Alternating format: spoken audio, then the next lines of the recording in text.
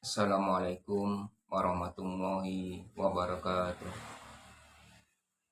Innal hamdalillahi nahmaduhu wa nasta'inu wa nastaghfiruh wa na'udzubillahi min shururi anfusina wa min sayyiati a'malina.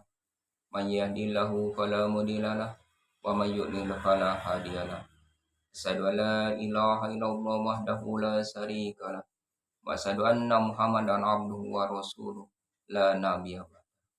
Allahumma sholli wa sallim wa barik ala sayyidil mursalin Sayyidina Muhammadin wa ala alihi wa sahbihi ajmain amma ba'du. Fa ya ibadallah ittaqullah ittaqullah haqqa tuqatih wa la tamuntunna illa wa antum muslimun. Ma'asyiral muslimin rahimakumullah. Marilah kita senantiasa memanjatkan puja dan puji syukur kehadiran Allah Subhanahu wa taala. Karena begitu banyak nikmat yang telah diberikannya kepada kita semua yang tidak bisa kita hitung satu.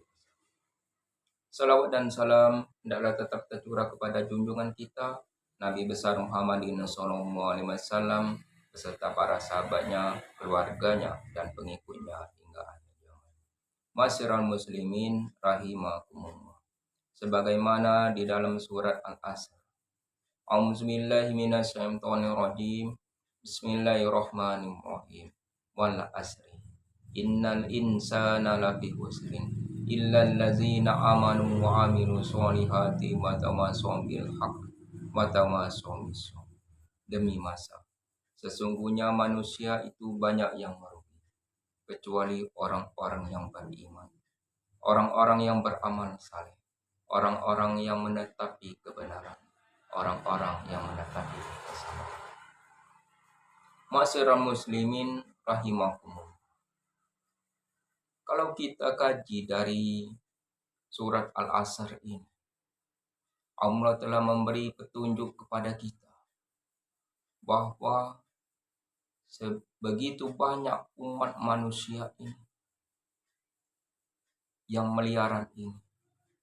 Ternyata Allah telah memberi petunjuk kepada kita bahwa manusia itu banyak yang merugi. Allah telah memberi petunjuk pada kita bahwa manusia itu banyak yang merugi. Oleh karena itu, marilah kita selalu waspada, selalu introspeksi diri. Apakah kita termasuk orang-orang yang merugi? Ataukah kita termasuk orang-orang yang beruntung? Terutama di akhir zaman ini. Sebagaimana dikatakan di dalam kitab-kitab bahwa di akhir zaman nanti umat Islam ini banyak seperti buih di lautan, tetapi kosong, terombang-ambing, penuh dengan kebimbangan dan kegelisahan. Kalau Allah telah memberi petunjuk bahwa di akhir zaman nanti umat Islam ini banyak, bukan di akhir zaman itu umat Islam itu semakin sedikit, tetapi umat Islam itu banyak, tetapi kosong. Itulah yang kita tahu. Apakah kita termasuk yang terombang-ambing? Oleh karena kita sebagai umat Islam, mulai dari sekarang, agar kita tidak terombang-ambing, marilah kita berusaha terus belajar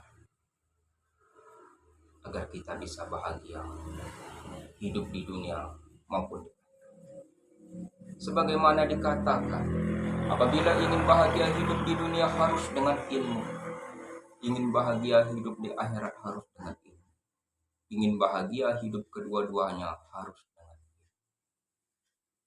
Kalau kita ingin bahagia hidup di dunia, kita cari ilmu dunia. Apa ilmu dunia? Kalau kita ingin bahagia, kita tidak bisa dagang, kita cari ilmu dagang dan sebagainya. Apabila kita ingin bahagia hidup di akhirat, kita cari juga ilmu. Ilmu apa yang bisa menyampaikan kita agar kita bisa bahagia hidup. Begitu juga kalau kita ingin bahagia kedua-duanya, harus kita cari ilmu kedua-duanya, ilmu dunia dan ilmu akhirat. Masyiral muslimin rahimakumullah. Kita kembali lagi ke ayat tadi. Sebagaimana dikatakan wal asri, innal insana lafi husri illal ladzina amanu wa amilu sholihati wa tawassaw bil haqq wa tawassaw bis sabr. Demi masa, sesungguhnya manusia itu banyak yang merugi kecuali orang-orang yang beriman, orang-orang yang beramal saleh, orang-orang yang menetapi kebenaran, orang-orang yang menetapi kesabaran. Allah telah memberi 4 petunjuk agar kita tidak termasuk orang-orang yang merugi. Baiklah kita kupas yang pertama, yaitu orang-orang yang beriman. Siapa orang yang beriman? Yaitu orang-orang yang telah terbuka pandangan qalbunya kepada Allah Subhanahu wa Ta'ala. Orang-orang yang telah terbuka hijab yang menutupinya. Orang-orang yang telah Allah beri petunjuk untuk bisa mengenalinya. Jadi orang-orang yang beriman itu adalah orang-orang yang telah terbuka pandangan qalbunya kepada Allah Subhanahu wa Ta'ala. Agar kita tidak dikatakan kamu mengaku beriman padahal kamu belum beriman. Kita hanya mengaku beriman, tetapi Allah memvonis kita belum beriman. Apakah kita tidak sadar di sini?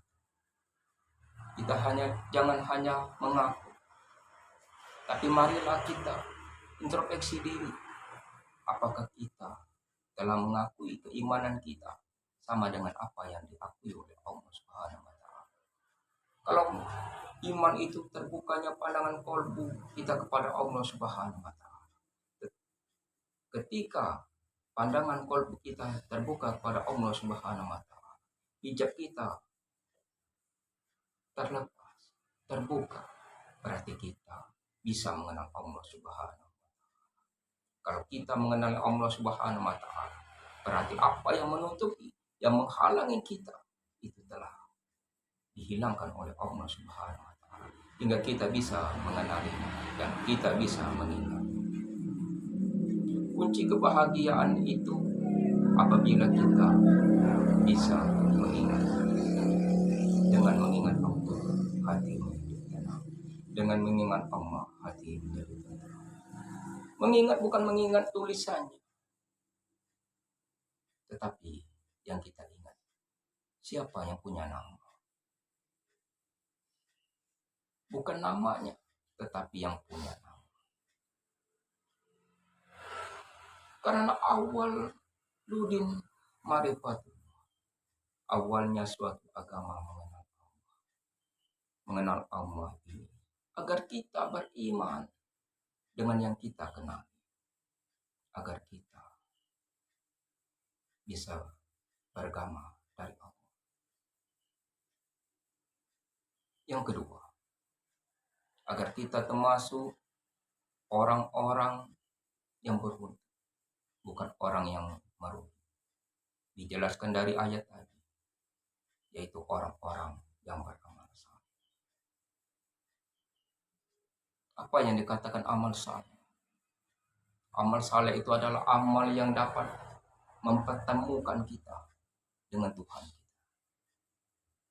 Amal saleh adalah amal atau ilmu yang bisa mengantarkan kita berjumpa dengan Tuhan kita, agar kita bisa mengingatnya, agar kita bisa menempatkan amal saleh kita itu kepada tempatnya. Itulah tujuan kita melakukan amal saleh.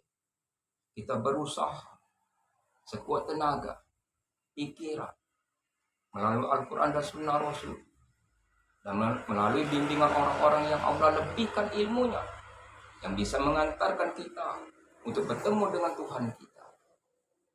Itulah amal saleh. Agar ketika seluruh amal ibadah kita bisa tempatkan pada tempatnya. Itulah yang dikatakan amal saleh. Amal yang dapat menyampaikan kita kepada Sang Pencipta. Dan yang ketiga, agar kita tidak termasuk orang-orang yang merugi, yaitu menetapi kebenaran. Kebenaran itu adalah ilmu yang benar. Ilmu yang benar ini harus kita cari. Untuk mencari ilmu yang benar ini, bukan melihat siapa yang menyampaikannya, agar kita tidak tertipu, tetapi lihatlah kebenaran yang dibawa. Ilmu yang benar itu adalah ilmu yang kita dapatkan dari Nabi kita Muhammad SAW melalui sahabat-sahabatnya, terus hingga sampai ke kita. Beruntung kita yang sudah jauh jarak antara Nabi kita Muhammad SAW ke kita, tetapi kita masih mendapatkan warisan ilmunya yang tidak diturunkan kepada semua orang, yang hanya diturunkan kepada orang-orang yang ditetapkan oleh Allah Subhanahu wa Ta'ala untuk menampung ilmu yang benar, ilmu yang dapat dari Allah melalui utusan-utusannya, agar kita termasuk orang-orang yang beriman dan beramal saleh. Dan yang keempat, agar kita tidak termasuk orang-orang yang merugi, yaitu selalu menetapi kesabaran. Karena kita posisi sekarang ini, kita masih hidup di dunia, maka jalanilah kehidupan ini dengan sabar. Karena setiap kehidupan itu ada halangan, rintangan, dan ujian. Oleh karena itu, jalanilah kehidupan ini dengan sabar, dan kita selalu istiqomah untuk menyampaikan ayat-ayatnya, risalah-risalahnya. Mudah-mudahan apa yang saya sampaikan ini ada manfaatnya buat kita semua, dan saya mohon maaf. Wabillahi taufiq wal hidayah. Wassalamualaikum warahmatullahi wabarakatuh.